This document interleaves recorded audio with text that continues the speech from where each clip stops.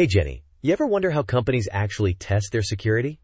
Like, how do they know they're safe from hackers? Oh, you mean like, do they hire hackers to try and break in? That sounds like a movie plot. It's real, and it's called ethical hacking. These are the good guys, the cybersecurity pros, who use their powers for good. I've been doing some digging into how the best ethical hackers do their thing, and it's fascinating. Okay, I'm intrigued. So, they're like digital superheroes?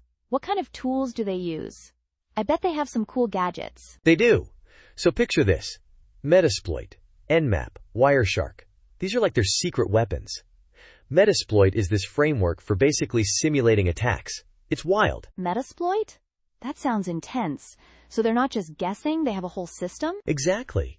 It's a structured approach, you know? They start by gathering info, then scanning the systems. It's like they're mapping out the whole digital landscape of a company. So they're digital detectives, scoping out the place before they, break in? Right. And then, the really interesting part is how they try to gain access. They're looking for any little crack in the system, like a weak password or an outdated software, anything they can use. That makes sense. It's like checking all the doors and windows to see if any are unlocked. And get this, they even try to maintain access, like a real hacker would. They're testing how long they can stay hidden in the system without being detected. Whoa, so it's a full-on simulation. But what about people? Don't they play a role in security too? Oh, you're spot on. That's where social engineering comes in. This is where the human element gets tested. It's about tricking people, not just machines. Like those phishing emails that try to get you to click on suspicious links? Yeah, those are a classic example. Or pretending to be someone else to get information.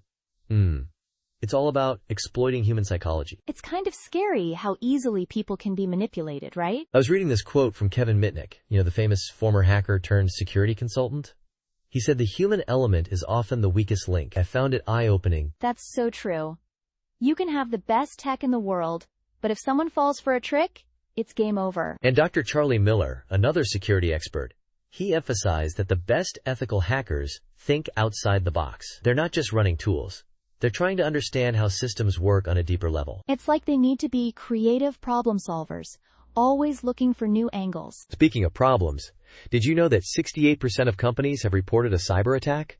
That's from a Cybersecurity Ventures report. Wow, that's a lot.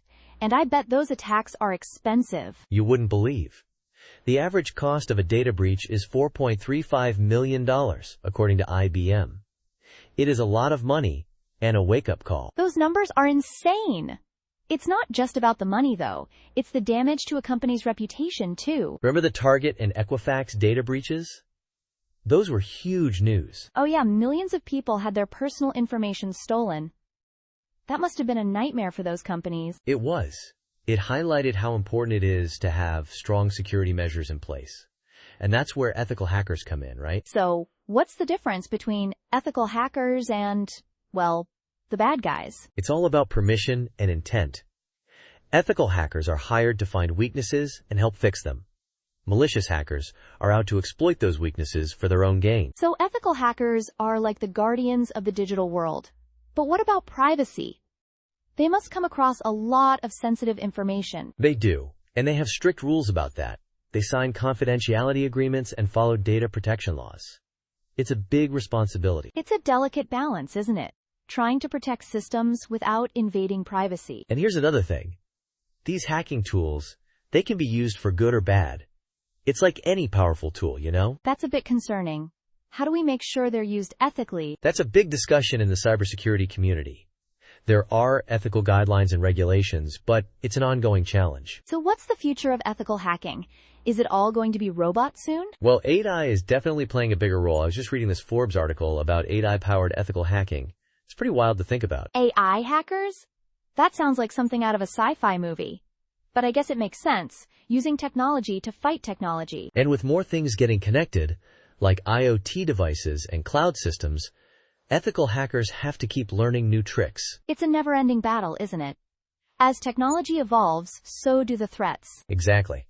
And there's a huge demand for ethical hackers now, especially with all these new technologies coming out. It sounds like a fascinating and important field to be in. They're really on the front lines of cybersecurity. They are. And it's not just about the technical skills.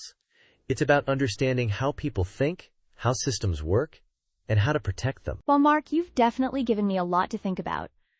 Ethical hacking is way more complex and important than I realized. Right? It's a whole world of digital defense that most people don't even see. These ethical hackers are like unsung heroes, in a way. We should raise a glass to the ethical hackers. Here is to the guardians of our digital world. May they always stay one step ahead of the bad guys.